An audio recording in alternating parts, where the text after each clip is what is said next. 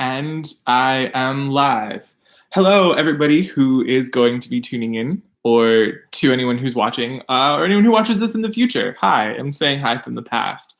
This is the Epic April Book Haul. We are in April of 2021. Spring is starting to sprung. That's not grammatically correct, but it's starting to feel like the warmer weather, which I am loving. I am finally defrosting. And I got an awesome list of books for you to add to your TBRs today. Let me give you a little sneak peek preview of them right here. How's everyone doing? How's everybody been? If you're watching live, I cannot actively talk to you in the future if you're watching this later. What's everybody been reading? I've been dipping into some of these books. I honestly just finished reading 2 of these books that I have on my lap today, so I will talk to them in a second. Also watching way too much TV. Books and TV has been getting me through, so that's what I've been up to. But feel free to comment and share at any point what you've been reading, what you've been watching, what you've been up to, and I will start talking about some of the fantastic books that we have here for you today. The first of which is a new book from Becky Albertalli. Oh, wow, look how that shimmers. Yes, this is really why I have the ring light. Not to make myself look better, but to highlight the awesome books. We have Kate in Waiting from Becky Albertalli. It is the newest book from the author of Simon versus the Homo Sapiens Agenda, What If It's Us co-author, The Upside of Unrequited, so many fantastic books. And this follows a girl named Kate, which you might have guessed from the title, as well as a boy named Anderson. Kate and Anderson are best friends, and they share everything, including crushes, which has not gotten in the way of their friendship, surprisingly, until a boy named Matt shows up in their lives, and they are both crushing on Matt. And then he becomes a possible romantic interest for the both of them, and it adds this complicated layer to their friendship that hadn't occurred from their previous crushes. And so it's their friendship and their story of both having romantic feelings for the same guy, and who, if any of them, end up with that guy, and if their friendship can make it through. So it's this really, really cute rom-com, and it's one you definitely don't want to miss. I don't want to spoil it, but it is one of the books that I read recently, and it's just adorable, like small town romance. So you definitely have to check it out, and let me get you a good look at the cover. Hi everybody tuning in. Look at all these comments. Hello. Congrats, Becca. Hi, Court of Mist and Fury. I really got to catch up on Sarah J. Maas. I feel like I always say I'm so far behind, and then I never catch up. So one of these days, I'm going to have to do it. And I think this has a really cool, yeah, the spine is also very, ooh, look how the light hits it. Very cute. So that is Kate in Waiting by Becky Albertalli. And then we switch up genres quite a bit for the next book, for Witches Steeped in Gold by Shannon Smart. Sorry, Kate, she fell. And I think this one also has, yeah, a cool spine. Check that out. Damn. It's only backwards for me. I don't think it's backwards for you. So we have Witches Steeped in Gold by Shannon Smart. And this is this fierce, deadly, and magical Jamaican-inspired fantasy series that follows Jasmine and Ira, who you can see on the cover. And they, so Ira is the heir to the usurped throne. Her family was overthrown and killed, and she's been in prison, biding her vengeance and like planning her revenge for all of these years. And then there's Jazz, whose mother is the queen who is now reigning, who took over, and who does not plan on dying to help her mother's reign continue. And so there are these 2 witches who should be enemies, who are enemies, but they have to team up to take down a bigger enemy because they have a common goal. But as Shannon Smart, the author, says quite a bit, trust no witch. So it's this tale of revenge, magic, and blood, and it's so epic. And definitely the next thing you have to check out. So awesome romance and awesome fantasy is how we are kicking this off. Oh gosh, yeah, it seems like the comments are just confirming I have to read Sarah J. Maas. So bam, first 2 books. The next up, we have a switch to genre again. We have Pride and Premeditation by Tears of Price. And this is set in high society London back in the day, where an aspiring lawyer-to-be, Lizzie Bennet, wants to prove herself by proving that the man that accused of this crime that sort of shook society was wrongfully accused and finding the real killer.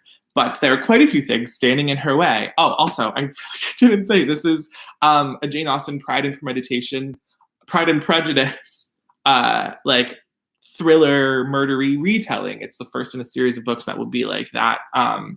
So super, super cool and super interesting twist on a story you've seen before. And so Lizzie Bennet, for one, women are only allowed in courtrooms to testify. They can't actually like be the lawyers. And 2, the person who is wrongfully accused, who she wants to prove is wrongfully accused, already has a fledgling lawyer behind him, and that is Mr. Fitzwilliam Darcy, which is a name that will probably be familiar for you. And so Lizzie's got to get through all these obstacles. It's thrilling, it's romantic, wink, wink, and it's also deadly, and she puts herself in danger trying to do so. And so this is really, really cool take on a story that you've seen. Yes, these books all have really epic covers. Okay, and then speaking of epic covers, I can't even like deal with how amazing this series is. So the first book was Nocturna. This is Oculta by Motayne, and it is this Latinx-inspired fantasy series where in the first book we meet Alfie, a prince who was never meant to be king because his brother was the one who was going to rule, and Finn, a face-changing thief. There's magic, yes. And they accidentally unleash this evil darkness that could ruin their kingdom, and a terrible person from Finn's past, and they have to take everything down and save the kingdom. I won't say whether they did or not. You'll have to check out the first book if you have not read it.